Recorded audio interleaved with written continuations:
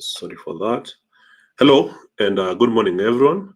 Welcome to another episode of the Market Snapshot series. My name is Rufus Kamau, Markets Analyst at FXPesa. So today we'll be talking about the top things currently impacting the markets. And these will range from the report we got last night about the FOMC meeting minutes. That's the Federal Open Market Committee. That's the committee that makes decisions on interest rates. That's in the US economy. So we also know that last night we were expecting the Nvidia Q3 earnings. Nvidia came through and really performed very well, beating both earnings and revenue expectations. And as a result, the market got some good support. And the key focus for the day is the US Nonfarm payrolls. So yes, NFP is back, and it's most likely going to be back with a big bang. So there will be expectations today, this afternoon, when the non-farm payrolls come out. So we'll be discussing that and what else to expect in the markets today. So once you join in, kindly say hi on the live comment section, and these will confirm that everything is working just fine. So I can see Hemedi has already joined. Hello guys, what's going on? That's a very good question. That's the entire purpose of the market snapshot. The idea is to tell you what's going on in the markets. So buckle up. I can see BN in the house. Hello and good morning, Ridwan Boy. Good morning. Thank you for joining. So kindly give me a sec. I need to share this live with other people.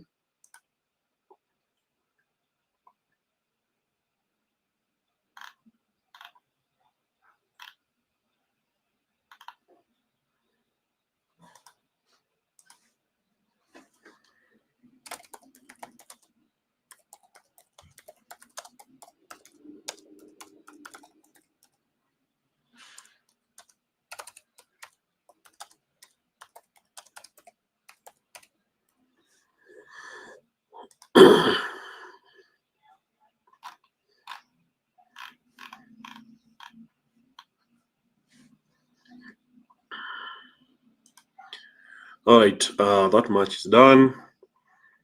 Can see Job Services. Hello and good morning. So let's progress with our today's presentation. I'll be starting with the economic calendar. And as you can see, yesterday, there was quite a number of data points coming in. Key focus was the inflation report from the UK, which came in slightly higher than expected. We expected 3.5%, we got 3.6%. But this was also below the prior reading of 3.8%. Also for core CPI, it came in at 3.4% as expected, slightly lower than the previous reading of 3.5%. So after that, we had the final core CPI for the Eurozone at 2.4% and overhead CPI at 2.1%. Then we had the FOMC meeting minutes that were highly anticipated. So this is the one record that shows the detailed discussions of the Fed members during the prior meeting, which is usually released 3 weeks after the federal funds rate is announced. So the results of the meeting showed quite a divided Fed. So I'll try and see a summary I had seen somewhere on the internet. That's on X. So this was the summary from EcoPulse Street. So FOMC meeting minutes released, and these are the key talking points. So point number one was that many participants stated that it would be appropriate to hold interest rates steady for the rest of the year in line with their expectations. So out of Fed members in support of holding interest rates steady, this reduces the chances of the Fed cutting interest rates in December. So second, most participants supported the October rate cut, while some said they would not support any changes. So that almost all participants stated that ending the balance sheet reduction program on December 1st would be appropriate. So that was passed in the prior meeting. So many participants said a December cut would be appropriate. So clearly a divided Fed. So many participants noted the possibility of a disorderly decline in stock prices, particularly if expectations regarding artificial intelligence were suddenly reassessed. So the Fed is quite concerned that the market could have a temporary crash, especially if the valuations in AI stocks were to be reassessed. And of course, those worries have been pressuring the US stock market down.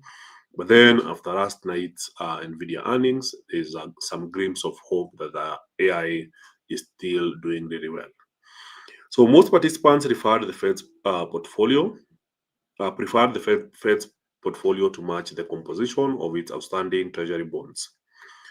So some participants preferred a larger proportion of treasury bonds, stating that it provided more flexibility. And lastly, many participants believed the December rate cut was inappropriate. The Fed's economic outlook released at its October meeting suggests that the real GDP growth through 2028 will be slightly stronger than the September forecast. So clearing the key points or takeaway points is that a lot of Fed members are not very confident of a rate cut on the next meeting. So other than this, if you look at the 30-day Fed funds futures, so this is a data point that basically shows what interest traders are betting on. So what is the likelihood that the Fed will change the federal target rate at upcoming FOMC meetings according to interest rate traders? So we use the FedWatch to track the probabilities of changes to the Fed rate as implied by the 30-day Fed funds futures prices. So as you can see, the next meeting will be on the 10th of December, and the probability of a 25 basis point rate cut is now down to 29.6%. So 3 weeks ago, during the last Fed meeting, that's about a month ago, the probability of a Fed rate cut in December was 96%. But since then, you've seen that number drop all the way to 29.6%, while the probability of the Fed holding interest rates moved from 4%, and it's now at 70.4%, which shows the increased likelihood that the Fed will not be cutting rates in December. So with this in mind, all we have seen is stocks take this negatively, with a big sell-off happening in the Nasdaq, SP 500, and the Dow Jones. And we have also seen the dollar regaining some of its strength, with yesterday the dollar index hitting the level of 100 and above. And that was the reaction to the FOMC meeting decision. So outside of that, we had the Nvidia earnings coming in yesterday. So from the Nvidia earnings, we shall go through it. So earnings call transcript, Nvidia Q3 2025 sees revenue surge, stock rises. So Nvidia Corporation reported strong financial results for the third quarter of fiscal year 2026, surpassing analysts' expectations with an earnings per share of $1.3 against a forecast of $1.25. So that's a strong earnings beat.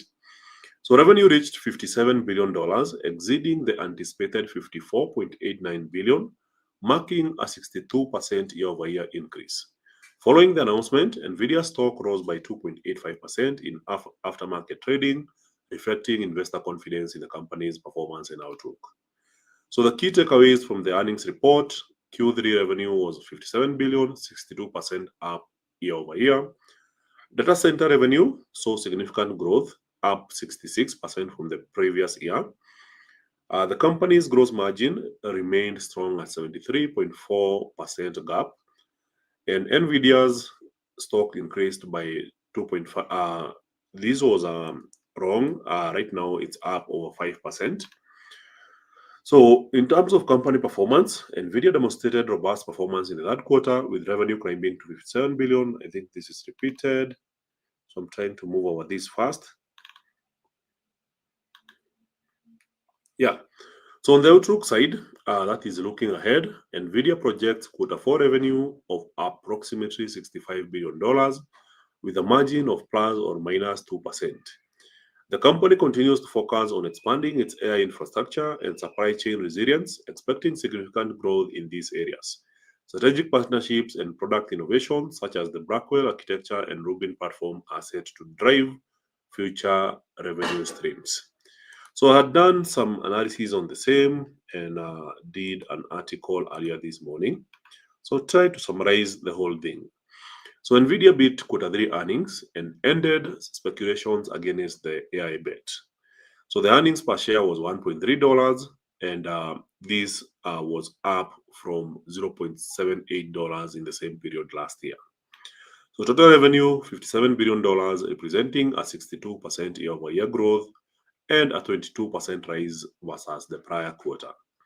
So data center revenue had a record of $51.2 billion, up 66% year-over-year and 25% quarter-over-quarter.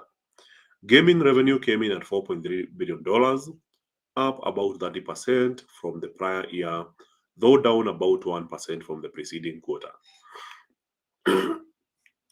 So the projections were higher than market expectations at $65 billion for the next quarter, plus or minus 2%, and this is above many analyst expectations. So after the release earnings, of course, we know that there is an earnings call where the company executives get to talk about the earnings as well as the projections for the company.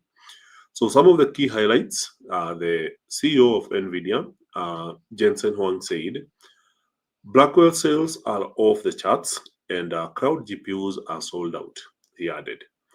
We have entered the virtuous cycle of AI. The AI ecosystem is scaling fast with more new foundation model makers, more AI startups across more industries and in more countries. AI is going everywhere, doing everything all at once. So from the CFO, Colette Kress, she also noted that the Blackwell Ultra architecture is now leading across all customer categories, while prior generation Blackwell architecture continues to see strong demand. On China, which was a big question on the earnings call, we know that Trump had banned China from purchasing US tech, especially microchips. The company said that its China-specific H20 chip revenue remains insignificant due to export restrictions and limited shipments. So yes, right now, Nvidia is not doing any business with China, but they are still beating earnings. So in the broader context of the AI build-out, Huang emphasized that concerns of an AI bubble are overstated, framing the current phase as structural rather than speculative. Sorry guys, I hadn't expanded the screen. I believe now it should be big for everyone to see. So the stock had ended the trading session on Wednesday up 2.85% before the aftermarket close earnings were released. So in after hours trading, the stock rallied by 5.08%. So it did not just rally by itself. There was increased confidence in microchip stocks. So other stocks in the microchip sector were also trading higher in after hours trading, with AMD up 4.45%, Micron Technologies 4.37%, Broadcom 2.85%, Intel was up 2.22%, Applied Materials 2.07%, and Lam Research Group was also up 2.49%. So it's more like the entire earnings boosted the entire chip sector. So if you look at the stock market performance yesterday and you look at one particular sector, that is the semiconductor industry, that basically powers the AI revolution, then you'll notice that most of these stocks ended up quite a good number higher. So Lam Research Group was up 3.88%. This was before the Nvidia earnings, and then it gained again after the earnings. So Applied Materials 4.45%, KLA Corp 3.95%. This is Teradyne 2.75%. We have Qnity Electronics 0.81%, and Solstice and Advanced Materials up 3.11%. So clearly, it was quite a good day for microchip stocks. And other than just being a good day after better than expected earnings, these companies saw a better performance in aftermarket trading. So you can see them here. We'll start with what? Let's start with AMD. And as you can see, in aftermarket trading, the company's stock was up 4.45%. So the new opening price will be $233.49, up from the closing price yesterday of $223.55. So you move on, you check Micron Technology Incorporated, 4.3%, 37% higher. So you check Broadcom, 2.85% higher. You check Intel Corporation. So despite gaining by 2.27% yesterday, aftermarket trading pushed it higher by 2.22%. Applied Materials, here you can see it was up 4.45% yesterday. In after hours trading, it gained an extra 2.07%. And also, if you look at LAM Research Group, up 3.88% yesterday, and then in after hours trading, 2.49%. So all over, we are seeing a pretty good performance. We all remember that earlier in the week, a majority of US SP 500 stocks were doing real bad. They were in the negative. I remember we discussed this on Tuesday. But then after yesterday's performance, and now combined with positive Nvidia earnings, I expect to see a positive stock market performance today. So the same applies for the Nasdaq as well as the Dow Jones, though the Dow Jones is not that overly aggressive. So that's the main news driving the markets today. And after that, we may now consider the next big thing happening today, which is the US non-farm employment change. So we know that the US government had experienced the longest shutdown in history, lasting 43 days. And during that period, the Bureau of Labor Statistics in the US was also closed, and employees had gone on temporary leave. And in that period, they could not collect any data or analyze any data, so we did not have NFP for the last month. So in the month of October, the report that should have represented the month of September, we did not get it. And now we have the non-farm payrolls coming up today, representing the month of October. So we didn't have September non-farm payrolls, and now we are looking at October non-farm payrolls. So there was quite a drought for a while, especially for NFP traders. So today, we'll be getting the report at 4:30 p.m. And there's quite a number of things to consider. One is the average earnings, average hourly earnings, which is basically a measure of wage growth. So this hasn't been changing much, especially ever since COVID. But overall, you can see that there has been some form of decline in wage growth. So as per the two prior readings, we had 0.3% growth. That is in the month of August. Then we didn't get the September data. October, then September is the one we didn't get. Then you can see October and August, they were both at 0.3% growth. So it shows that labor is a bit stunted. And by stunted, I mean it's not growing as we would have expected. So on the other hand, non-farm employment change, this is the number of jobs created during the prior month, excluding the farming industry. So main reason we exclude the farming industry is because there is a lot of volatility in farming, where farmers can hire a large number of people, especially say during the planting or harvesting season, and then fire them later. They're usually casuals. So in this case, when you exclude the farming industry, you remove the increased volatility in the number. So in this case, we're expecting that the US economy created 53,000 jobs in the month of October, and that would be up from 22,000 jobs in the month of August. Remember, we don't have September data. So August, the US economy created 22,000 jobs. And then the measure for October, September, we're expecting around 53,000 jobs created. So other than that, there is the unemployment rate, which is expected to remain at 4.3%. and also the unemployment claims, which are expected at 227K, slight slowdown from 232K in the prior reading. So the main focus for today will be on the average hourly earnings, non-farm employment change, and the unemployment rate, though investors usually tend to focus on the number of jobs created in the economy.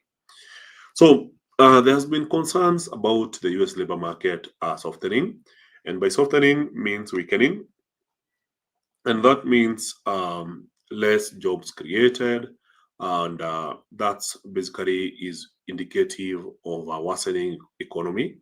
So if there's more jobs created, it's a good economy. Less jobs created is a bad economy.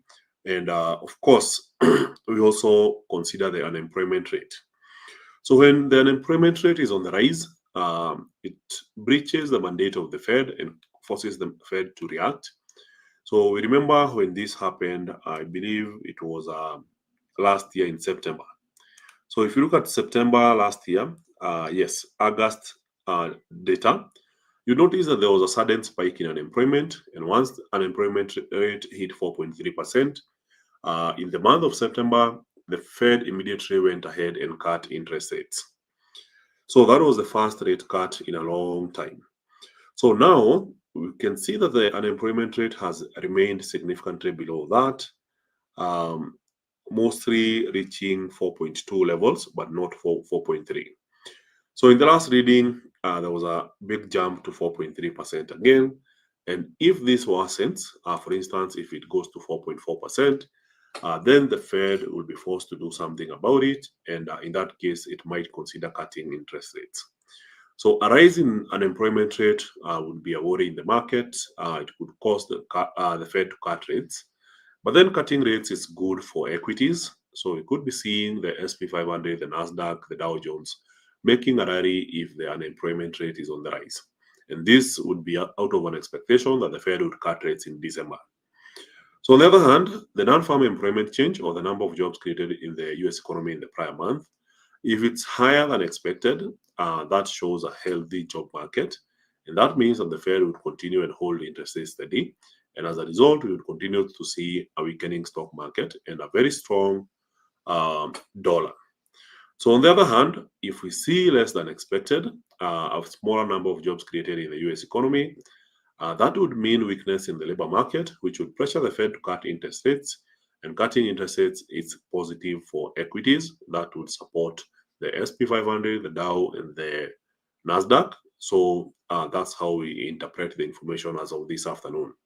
So we are not just trading the number, we are trading what the number might do to the Fed. So a rising unemployment is a big worry. It might cause panic rate cuts. But then if unemployment rate remains the same and the number of jobs created is higher than expected, then in that case, we should be looking at a market where the Fed would be comfortable holding interest rates steady in the December month. And as a result, we could be seeing a strong dollar and weaker equities. So that being said, now checking the rest of the economic calendar, I don't think there's any other major news for the day. So yes, there will be a couple of Fed member speeches. Member Cook at 7 p.m. and Goolsbee at 8:40. MPC member Dingra at 9:30 p.m. That's for the UK. So nothing major other than that. Of course, we have to be always careful. As long as you're trading, you have to keep on checking on Trump updates, Trump tweets. All those have the potential to impact your trading.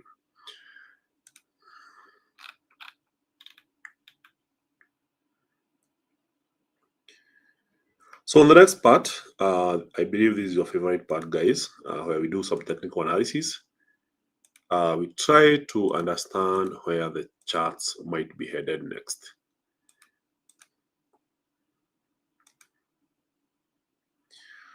So let's see what we have here. One, we had Brent oil, which we had captured last week, bouncing off the lower trend line.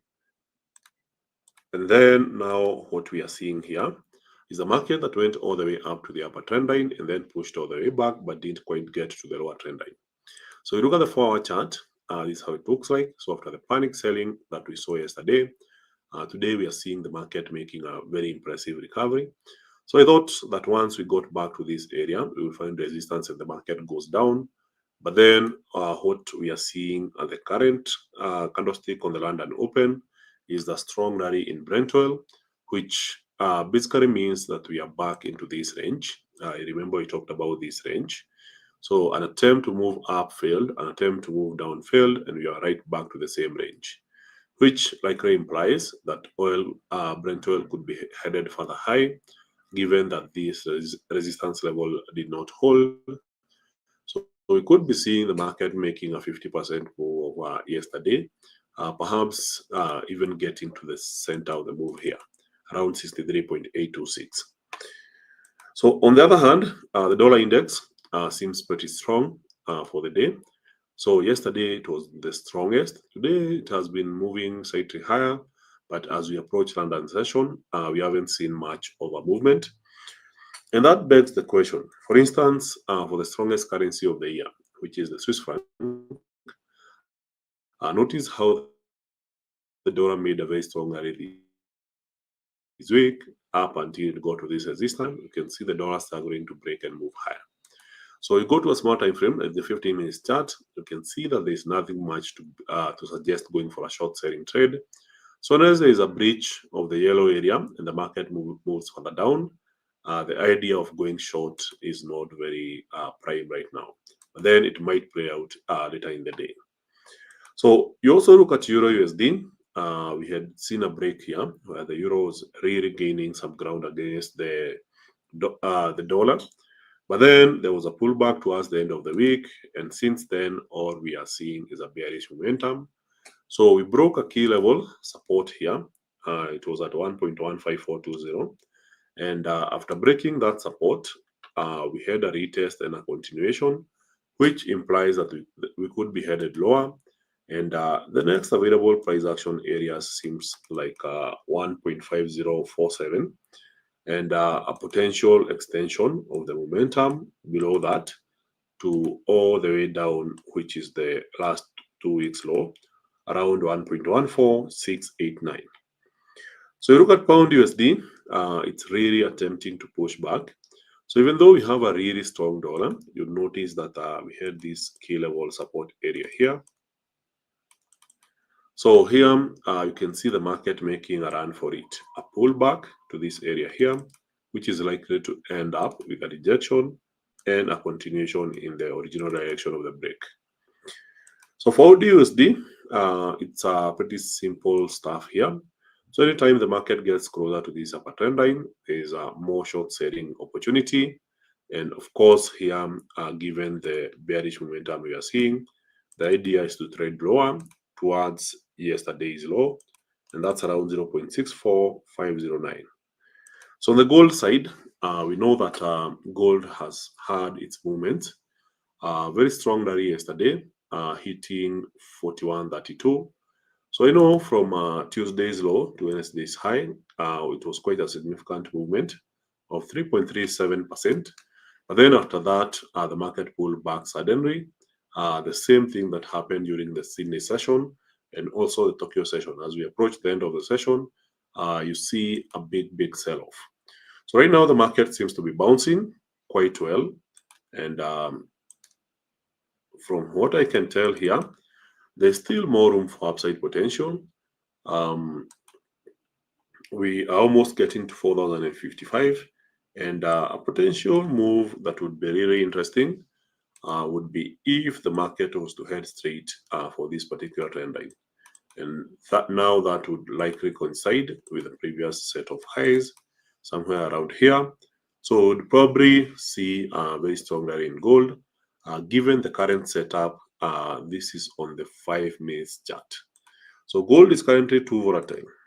You look at this, you go to 15 minutes chart, the same kind of idea that gold is making a recovery right now.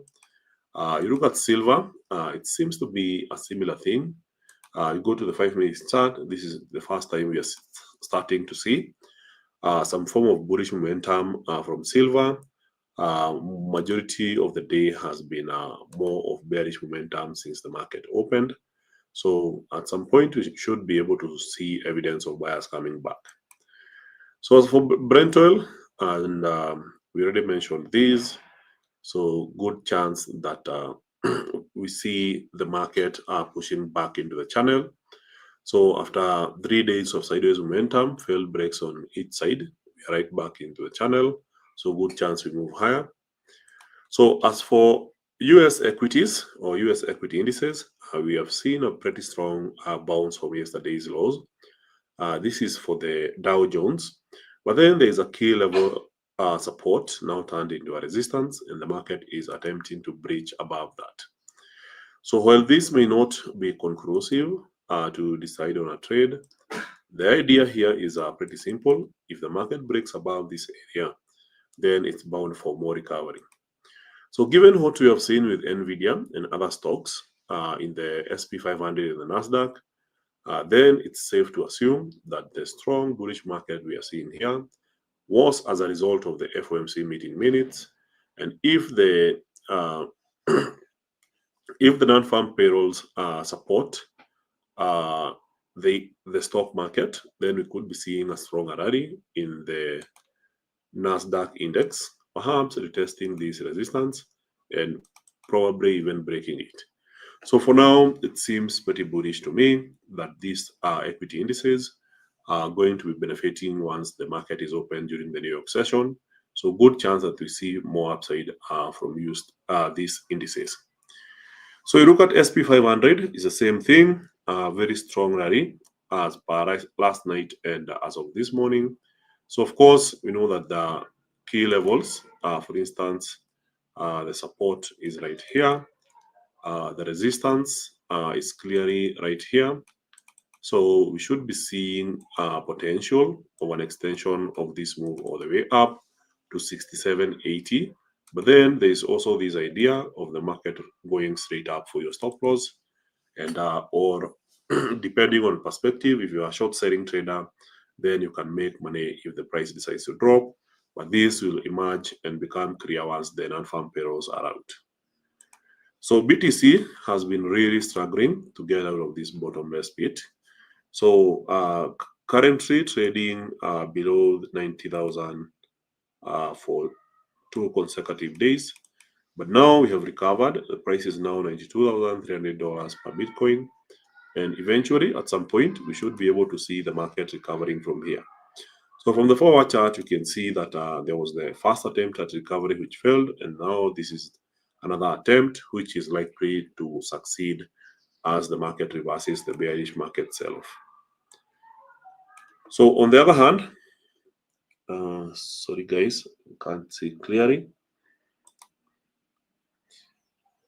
Yes, you have New Zealand USD that is currently testing a key level support. So yes, the dollar is strong, but it might not be strong forever. So for now, the idea here is to be looking for bullish positions, but then those bullish positions don't come easy.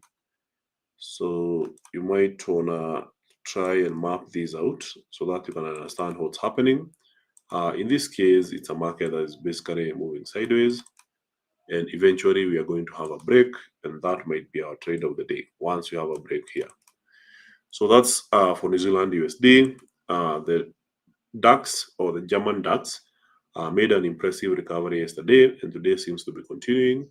So now that worries and concerns about the US economy are behind us, save for the NFP report late this afternoon, we are seeing a very strong recovery in the DAX 40. The EU 50 or the Euro Stocks 50 opened with a gap and is seemingly moving even higher. So from the forward chart, I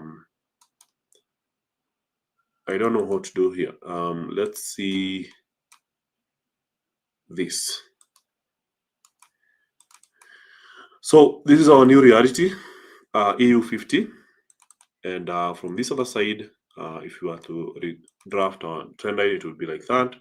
And now you can see we are right back into the channel, which implies that we could be seeing likely reversal here, and the market adding to the prior top. So France 40 has now crossed the gap. I remember we talked about this gap on Tuesday, And now we are seeing a very strong bullish momentum, which basically indicates that the markets may have bottomed here. Notice the coincidence of the bottoms right here and right here. So more acceleration is expected in oncoming sessions. The Swiss 20 stock market index is just breaking away. So normally we track the performance of such patterns, and then we wait for the breakout. I think this just happened, which implies that we are looking for bullish positions. And for the Norway 25 index, it's the same thing, but in this case, we are not seeing that amount of bullishness. So that is it for today. Thank you very much, everyone. Thank you for your time. Thank you for sunshine. So one last thing. For those who are new, you should know that these sessions happen every day, Monday to Friday. We also have a podcast called the Bullish Banda Podcast. So just go to the FXPesa YouTube page from the home. If you scroll, you will find the Bullish Banda Podcast. We have a lot of experienced traders that we have been interviewing over the days. Also, remember last Friday we had our first physical event for the Bullish Banter podcast with my co-host Jesse and of course my colleagues. We met a lot of traders. We discussed a lot of things. We'll be sharing the podcast recording later in the week or perhaps next week. And I want to take this time to thank you all for joining us, for gracing the event. We were very happy with your turnout. And at the same time, if you want to learn how to trade Forex, check out the Novice to Pro series. It's available here on the FXPesa channel. Just click on playlists and then look for Novice to Pro by Rufus Kamau. Should be somewhere here, and go through each lesson. Yeah, it's right here, Novice to Pro with Rufus Kamau. Check it out. If you don't have a trading account, make sure to register using the links provided in the description below. If you're watching this on X, make sure to like, share, subscribe, retweet, and follow FXPesa official. That is where you'll find a link to register for a trading account. So if it's your first time making a trading deposit, make sure to check out our current bonus program, where we're offering over 100, not over, exactly 100% deposit bonus for first-time depositors at the limit of $5,000 per person, meaning that if you deposit $5,000, we'll give you a bonus of $5,000. If you deposit $6,000, we will still give you a deposit of $5,000, but for the extra $1,000, it will not accrue any bonus, so your balance will be $11,000. So make sure to take advantage of this current offer before it expires. So that is it for the day. Enjoy the rest of your trading day. I wish you a happy trading day. Don't blow your accounts, trade responsibly. And as always, this session does not constitute any form of investment advice. So was 161 all the way from Nyeri. Big up. Thank you for joining.